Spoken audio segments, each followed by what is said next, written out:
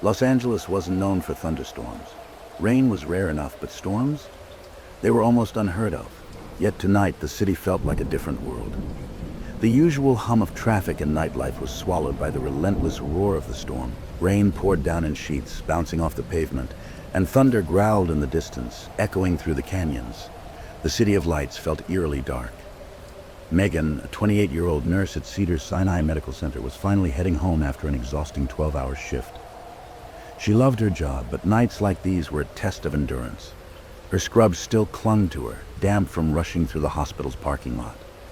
As she gripped the steering wheel of her old sedan, her hands felt clammy, her fatigue weighing heavy on her shoulders. She had taken Mulholland Drive, a scenic but often treacherous route, hoping to avoid traffic. The rain made the winding road even more dangerous. But the thought of shaving 15 minutes off her commute outweighed the risk. Lightning lit up the road ahead in sharp, fleeting bursts. The trees along the edges loomed like dark sentinels, their twisted branches casting strange shadows. Each flash of light seemed to reveal something new, a discarded branch, a forgotten road sign, or was that movement? Megan shook her head and blinked. The rain must have been playing tricks on her tired mind.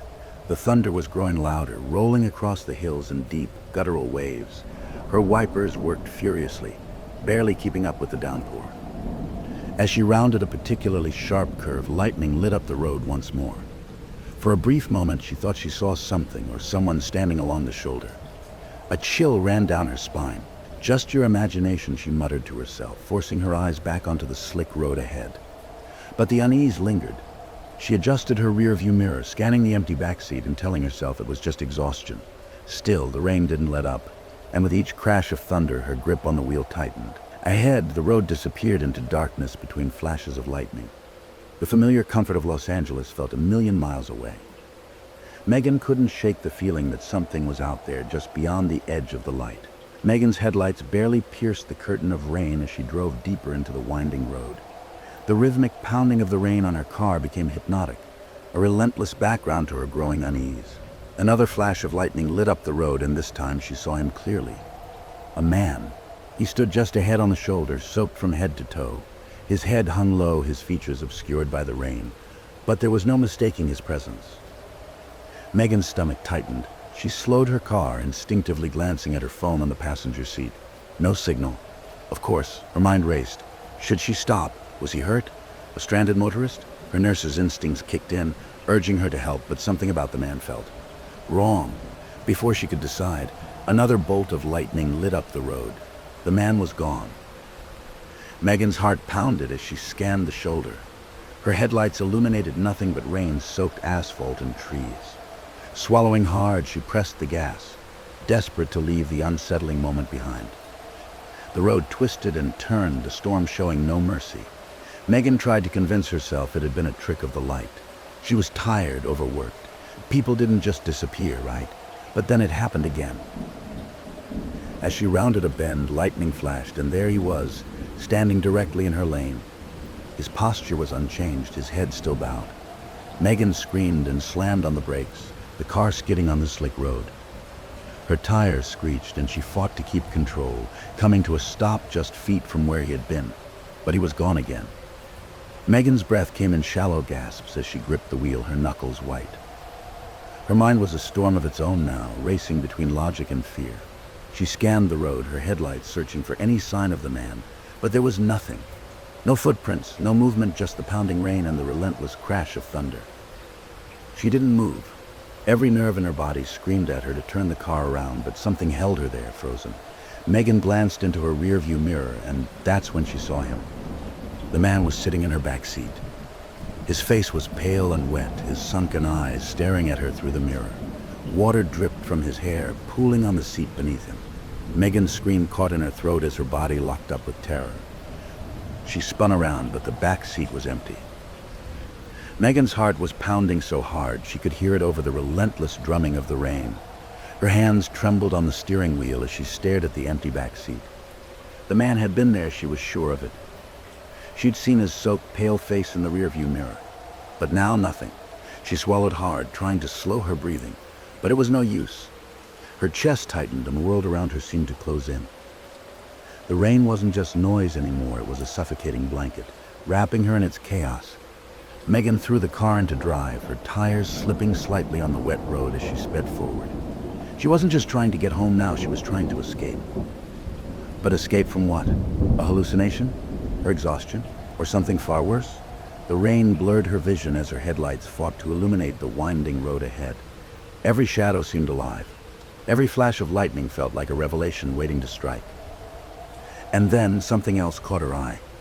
In the reflection of her rearview mirror, the faint outline of a handprint appeared on the fogged-up back window. It started small, faint, as if someone was pressing their palm against the glass from the outside.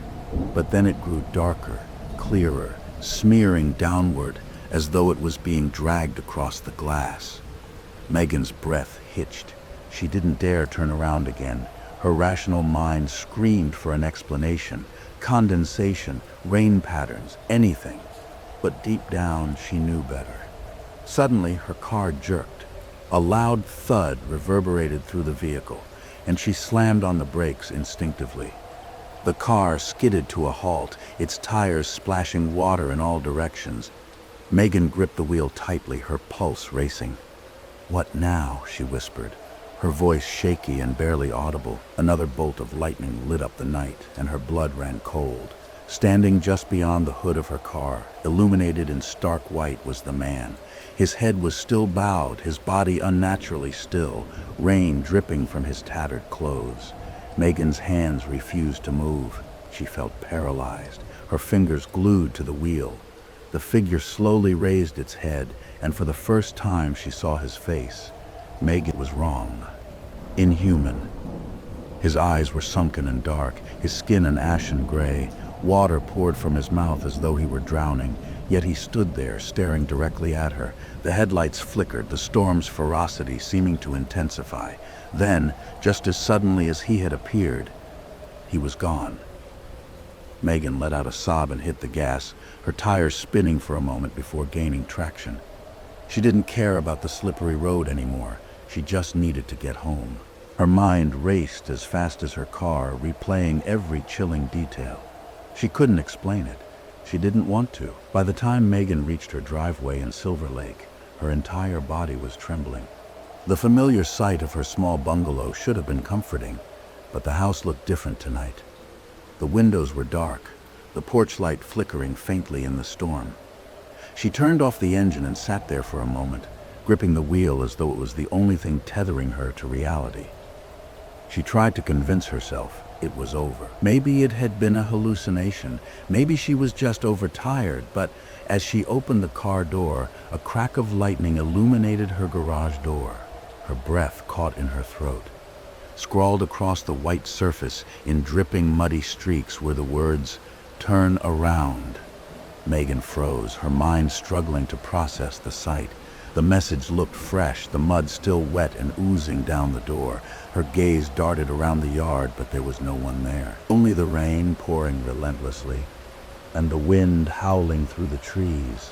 She bolted for the front door, fumbling with her keys as her soaked shoes slipped on the wet steps. Once inside, she slammed the door shut and locked it, her chest heaving as she pressed her back against the wood. The house was silent save for the muffled sound of the storm outside. Megan rushed to the windows, double-checking the locks. Her movements were frantic, her thoughts racing. She didn't know what she was afraid of. A ghost? Person? Whatever it was, it had followed her home. She collapsed onto her couch, her wet clothes clinging to her as she buried her face in her hands. She didn't dare look outside again. The words on the garage door replayed in her mind like a broken record. Turn around. Turn around. The next day, Megan confided in a coworker. She told them everything. The figure, the back seat, the message on her garage. Her coworker listened intently, their expression shifting from concern to unease. "You've heard the story, right?" they said cautiously. Megan shook her head. Years ago, on Mulholland Drive, a man was struck by lightning during a freak storm. They say he didn't die right away. He wandered the road, soaking wet and confused, until he finally collapsed. Some say he's still out there during storms, looking for someone to help him or take him home. Megan's blood ran cold. She didn't say another word. From that day on, she avoided Mulholland Drive during storms, or at all. But deep down, she couldn't shake the feeling that he wasn't done with her. Maybe one day she wouldn't have the chance to turn around. The town of Elk Grove, just outside Sacramento, was quiet that evening, the kind of serene calm that always felt deceptive before a storm. Ben sat on the porch of his modest home, sipping coffee while watching the dark clouds roll in over the horizon. The air was heavy with the smell of rain, and the occasional rustle of leaves was the only sound breaking the silence. Inside, his wife Linda was tidying up, while their teenage son, Jamie, played video games in the living room. It was a typical evening, but Ben couldn't shake the uneasy feeling creeping up his spine. When the emergency weather alert blared from his phone, the coffee cup almost slipped from his hands. Severe thunderstorm warning, potential flooding in low-lying areas, seek shelter immediately. Ben stood and scanned the skies. The first drops of rain began to fall, light at first, then heavier. Thunder rumbled in the distance, and the trees swayed violently as the wind picked up. "Linda, get Jamie and the flashlight," Ben called, his voice steadier than he felt. The storm cellar, a family refuge for generations, was nestled in the backyard. It was a sturdy structure, built decades ago by Ben's grandfather, who believed in being prepared for the worst. They had used it before, during minor storms or drills, but tonight something felt different. As the rain pounded harder, the family grabbed their essentials: flashlights, blankets, water, and snacks. Jamie complained about leaving his game unfinished, but Linda ushered him out the door. The trio dashed through the downpour, their footsteps splashing through the quickly forming puddles. The storm cellar door groaned as Ben pulled it open. The damp, earthy smell of the underground shelter greeted them as they descended the narrow steps. The metal door slammed shut behind them, muting the storm's roar. Ben slid the heavy bolt into place and exhaled, his shoulders relaxing just slightly. They were safe, or so they thought. The shelter's dim lighting came from a single hanging bulb, flickering faintly as the storm's fury raged above them. The sound of rain pounding against the metal door echoed through the small space, mixing with the distant rumble of thunder. Jamie fidgeted on one of the old wooden benches, his phone in hand but with no service. He was left scrolling through old photos. Linda tried to ease the tension by organizing the supplies on a metal shelf, but even her hands were trembling. Ben sat near the door, his ears tuned to every sound. The wind howled, the rain lashed, and occasionally the thunder crashed so loudly it felt as though the ground beneath them shook. "You think it'll last long?" Linda asked, her voice barely above a whisper. "Shouldn't be more than a couple of hours," Ben replied, though he wasn't sure. Then it started. A faint knock. At first they thought it was debris, a branch or something the wind had thrown against the door. But then it came again, louder and more deliberate. Knock, knock, knock. Ben exchanged a glance with Linda, whose face had gone pale. Jamie froze, his phone slipping from his hands onto the floor. "Did you hear that?" Jamie whispered. Ben nodded, standing slowly and grabbing the flashlight. He approached the door, pressing his ear against the cold metal. The knocking had stopped, replaced by the eerie sound of the storm outside. "It's probably just the wind," Ben said, trying to reassure himself as much as the others. But moments later, the knocking returned, this time more insistent. It wasn't random. It was rhythmic, almost purposeful. Knock, knock, knock. "Who would be out in this weather?" Linda asked, her voice shaking. Ben didn't answer. He stared at the door, his hand hovering over the bolt. His instincts told him not to open it, but curiosity clawed at him. What if someone needed help? He tightened his grip on the flashlight and steeled himself. "Stay back," he warned the others. Ben's heart thudded in his chest as he slid the bolt open. The heavy door creaked as he pushed it ajar, the wind immediately whipping rain into his face. "Hello?" he called into the darkness, his flashlight beam cutting through the rain. For a moment there was nothing, just the storm and the shadows. Then, a sound. It was faint at first, a low, guttural laugh that seemed to come from nowhere and everywhere at once. Ben's grip tightened on the flashlight, his eyes darting around. The laughter grew louder, morphing into a grotesque mix of amusement and malice. Suddenly he saw it, a hand. Pale, skeletal, and dripping with rainwater, it gripped the edge of the door. "Ben, close it!" Linda screamed. He didn't need to be told twice. Slamming the door shut, he slid the bolt back into place just as the knocking resumed, now frantic and unrelenting. Bang, bang, bang. The family huddled together, their fear palpable.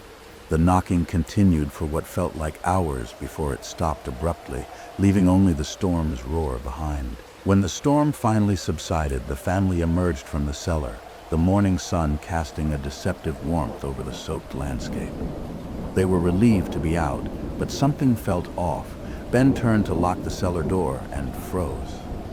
"Linda, come here," he said, his voice hollow. Etched into the metal door were strange symbols, intricate, swirling patterns that seemed to glow faintly in the sunlight. "What is this?" Linda asked, her voice trembling. "I don't know," Ben replied, running his fingers over the markings. They were smooth, as though burned into the metal. The family stood there in silence, the weight of the unexplained pressing down on them. Who or what had been knocking? Days later, Ben researched the symbols, but they didn't match anything in known records. Some said they resembled ancient runes, while others suggested they were warnings. The family never used the storm cellar again, and every thunderstorm brought a new sense of dread. They couldn't shake the feeling that whatever had come knocking that night wasn't finished with them. Maria had always found solace in the California canyons. They offered a peaceful escape from the bustling life of Los Angeles, with their endless trails, towering cliffs, and the sweet solitude of nature. As she prepared to leave her apartment one fateful Saturday morning, she felt an overwhelming need to disconnect, if only for a few hours. She had no idea the storm brewing on the horizon would turn this hike into a terrifying experience that would change her life forever. Maria packed her essentials, water, snacks, a map, and her trusty camera, and headed out toward the remote trail that wound through the hills of Southern California. The morning was still and quiet, with the scent of dust and sagebrush filling the air. The sky was a muted gray, the kind of weather that suggested rain, though the forecast had seemed promising enough. The radio had mentioned a small chance of showers, but nothing to be concerned about. Southern California storms were unpredictable at best, and Maria had hiked this trail dozens of times without incident. When she arrived at the trailhead, the canyon stretched before her in all its rugged beauty, the cliffs rising like ancient sentinels from the earth. The path was narrow, winding between boulders and sagebrush. With a deep breath, she set off, enjoying the rhythm of her footsteps as they crunched against the dry soil. By the time Maria reached the first plateau, the wind had picked up. She paused, adjusting her jacket and glancing up at the sky. Dark clouds were beginning to gather, and the once gentle breeze had turned into something more forceful, biting at her skin. Still, she dismissed the growing unease. It was just a storm, nothing she couldn't handle. But the weather wasn't the only thing changing. The further she ventured into the canyon, the more oppressive the atmosphere became. The air was thick, heavy with the scent of rain that hadn't yet fallen. The rocks underfoot grew slick, and the distant rumble of thunder served as a reminder that the storm wasn't far behind. It didn't take long before Maria began hearing an unfamiliar sound, the unmistakable rush of water. Looking over her shoulder, she could see the creek that usually meandered lazily through the canyon had swollen with the unexpected rainfall. The current had picked up significantly, and debris was being carried downstream in a torrent of brown water. Maria's heart quickened. A flash flood was imminent. She turned, scanning her surroundings for a way out. The trail she had followed was now barely visible through the heavy rain which had begun to fall in thick, soaking sheets. The warning signs of danger were all around her, but her survival instinct kicked in. She could either try to turn back and risk getting trapped, or find higher ground and wait it out. The latter seemed like the better option. She pushed onward, the sound of the storm growing louder, mixing with the rush of water from below. As she climbed higher, the wind picked up even more, howling through the canyon with a ferocity that made the trees groan and sway. Maria barely had time to react before she spotted something in the distance. A small opening in the cliffside. It was a cave. With the floodwaters rising rapidly behind her, Maria ran toward the cave, her legs heavy with the effort, her boots slipping in the mud. She didn't think, didn't hesitate, just dove inside the shelter, collapsing against the stone wall in exhaustion. The storm raged outside, the rain now a relentless pounding on the ground above. For a moment, she let herself catch her breath. She was safe, she told herself, at least for now. But as she looked around, something didn't sit right. The cave was strangely cold, and the air inside felt heavy, thick with the scent of earth and decay. Her flashlight illuminated the walls, and that's when she saw it. The strange, intricate symbols carved into the rock. The lines and patterns were unlike anything she had ever seen before. They were precise and deliberate, glowing faintly in the dim light. Her heart began to race. It felt as if the cave itself was watching her. Maria shivered, her breath coming out in shallow gasps. She had huddled in the cave, the storm outside still thundering with power, but she couldn't shake the feeling that something was wrong. The strange markings on the wall caught her attention again, and she couldn't help but feel drawn to them, a strange compulsion filling her mind. They were mesmerizing in their detail, their symmetry almost hypnotic. "What is this place?" Maria muttered under her breath, her voice trembling. She had always been a skeptic when it came to the supernatural, but something about this cave didn't sit right. It wasn't just the eerie markings on the wall or the sudden chill in the air. It was the feeling that she wasn't alone. Maria tried to shake the unease from her mind. The storm was worsening outside, and the floodwaters would only continue to rise. She had no choice but to stay put until it passed. The storm had to end soon, she told herself. But then came the sound. At first, it was barely perceptible, a soft whisper that seemed to echo from the depths of the cave. Maria's ears strained to catch it, but when she did, her blood ran cold. It was low, guttural, and inhuman. She stood, her flashlight trembling in her hand as the whispering grew louder. It came from the back of the cave, deep in the shadows. "Hello?" Maria's voice shook as she called out into the darkness. Her own voice seemed to disappear into the void, absorbed by the oppressive air of the cave. The only response was the continued whispering, growing louder and more insistent, as if beckoning her. She stepped back, her feet slipping on the slick, wet ground. The whispers seemed to follow her, echoing from all sides. They were getting closer, drawing near, as if something was slowly emerging from the shadows. A low growl followed the whispering, and Maria froze, her body rigid with fear. The growl wasn't like anything she'd ever heard. It was animalistic but far more sinister, as if it were coming from something that was neither man nor beast. Maria's instincts screamed at her to run, but her legs refused to move. She could feel something watching her, its presence suffocating, closing in from all sides. The growl grew louder, more intense, and just when she thought it would swallow her whole, the whispering stopped. The silence that followed was worse than the noise. Maria's heartbeat hammered in her chest as she stood in the cave, her flashlight shaking violently in her hand. The silence was unbearable, and for a brief moment she allowed herself to believe that maybe it was just the wind playing tricks on her. But the moment she turned toward the back of the cave, she knew that wasn't the case. Something had moved. A shadow. It was the figure of a man, or something like a man. It reached out of the cave, pushed something to the floor, then sat down. At least, it had the shape of a man.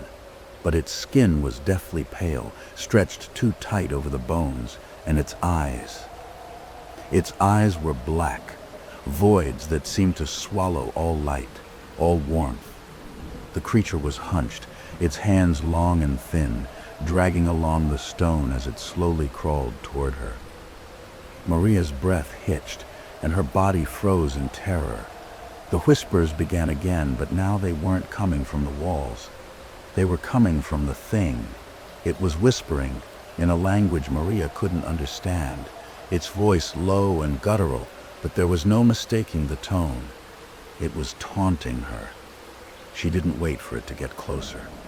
With a burst of adrenaline, Maria turned and bolted out of the cave, her heart pounding in her chest. Her flashlight flickered as she ran, casting erratic shadows on the jagged rocks around her. The creature's whispering followed her, mingling with the howling wind outside, as if it were right behind her. When Maria reached the mouth of the cave, she didn't stop. She kept running, slipping and sliding on the wet rocks, her heart beating faster with every step. The storm had worsened, but she didn't care. The floodwaters had turned the canyon into a river, and the path ahead was barely visible. Still, she pressed on, feeling the presence of the creature behind her, its whispers creeping into her ears like a sinister lullaby. It wasn't until she was nearly out of the canyon that the growling ceased. The whispers, too, faded away, as if whatever had been pursuing her had stopped chasing. But Maria didn't stop running. By the time Maria reached the trailhead, the rain had slowed to a drizzle, but her body was trembling uncontrollably. She felt drained, exhausted, and terrified, as though something had taken root deep within her soul. She had escaped whatever haunted that cave, but she couldn't shake the feeling that it wasn't over. She glanced back at the canyon, but it was different now. The dark, foreboding cliffs no longer seemed like a place of solitude. They felt like a place of darkness, of curses and forgotten whispers. Something had followed her. Something had marked her. The following day, she contacted a local historian, desperate for answers. The historian's face paled when Maria described the cave and the strange symbols she had seen on the walls. "Those markings," the historian said, voice trembling, "are from an ancient, cursed tribe. It's said that disturbing their resting places brings about terrible consequences. The canyon was once sacred ground." Maria didn't sleep that night. Every time she closed her eyes, the whispers returned, creeping into her dreams, their voices growing louder, more insistent. She had unknowingly disturbed the curse of the canyon, and now she knew there was no escaping it.